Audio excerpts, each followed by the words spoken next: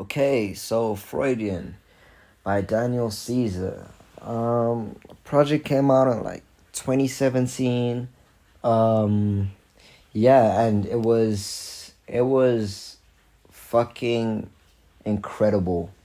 Especially at that time, it was just different. We had like it was so concise. It was so familiar too, though. Like it was different, but at the same time, there was something that felt so comfortable about that album.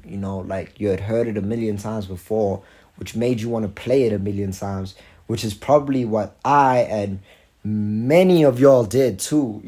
Played it a million times over and over and over and over. And I think that the whole thing is just super concise, super clean, super neat. It's very specific. It gets you in a certain zone because it sits in its own pocket. Like the whole project and every single song sits in their own pocket, and the whole thing is just it's way more concise than, for example, his next project, which came out, which was a bit more, I felt like, all over the place, not really as, specific. That I don't know, it just didn't feel as familiar to me, which is not, maybe not what he was going for. Like maybe for him, he did everything that he wanted to do on that project, which he probably did. And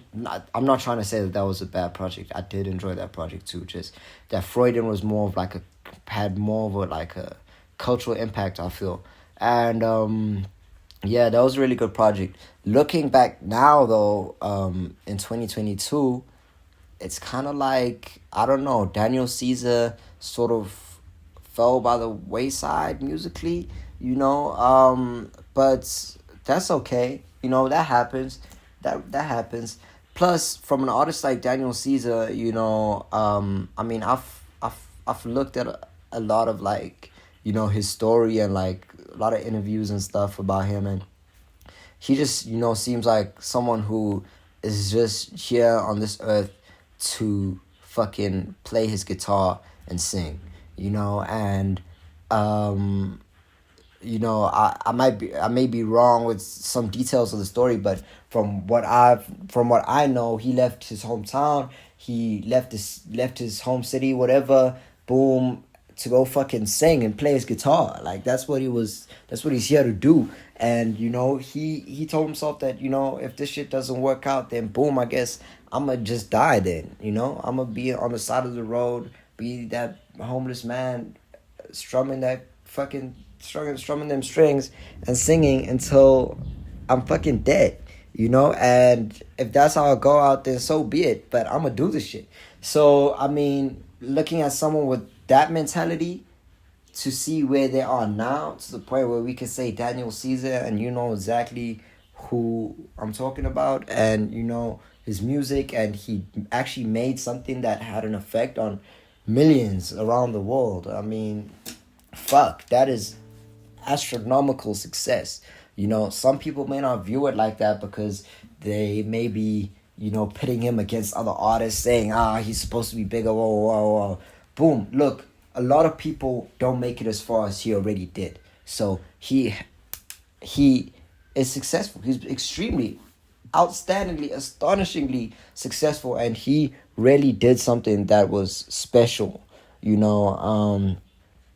so yeah, I must say I don't listen to that project like basically at all anymore. I barely listen to it at all. I feel like I overplayed it. I played it too many times. But hey, that ain't his fault. You know what I mean? Like fuck, that ain't his fault. That's all me. That's all on me. But when I do play it nowadays, it's not like I can't listen to it. I still love every song. Oh man, whenever I hear songs like, We Find Love, or like man, oh man, I just hear the stuff and it just brings me back to that time too, which is also the amazing thing when you have music that people want to play over and over and over and over again.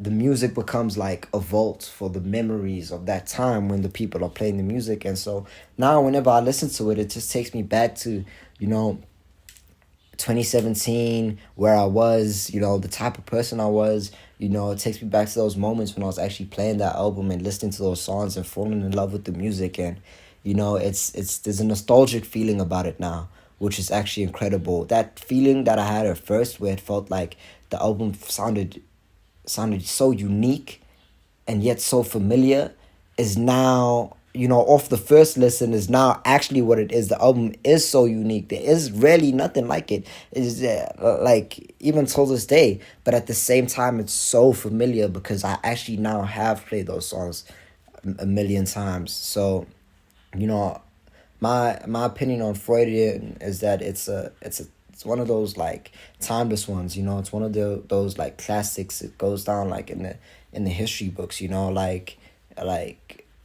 Like I feel like in 2042, like 20 years from now, if I see like a kid, you know who was born in 2022, and he's like listening to Freudian, or or if I see a kid, like, or whatever, or whoever was not around at all in 2017, and now they listen to Freud, and they jamming it like, yo, this is one of them old school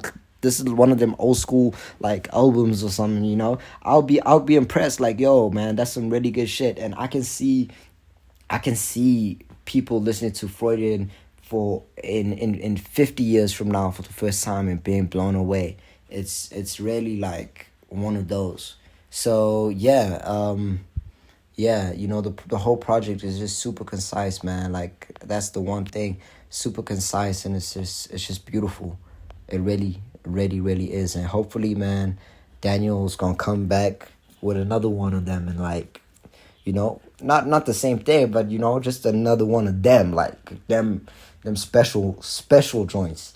And like, some in the years to come, I just hope that, he fucking comes through again.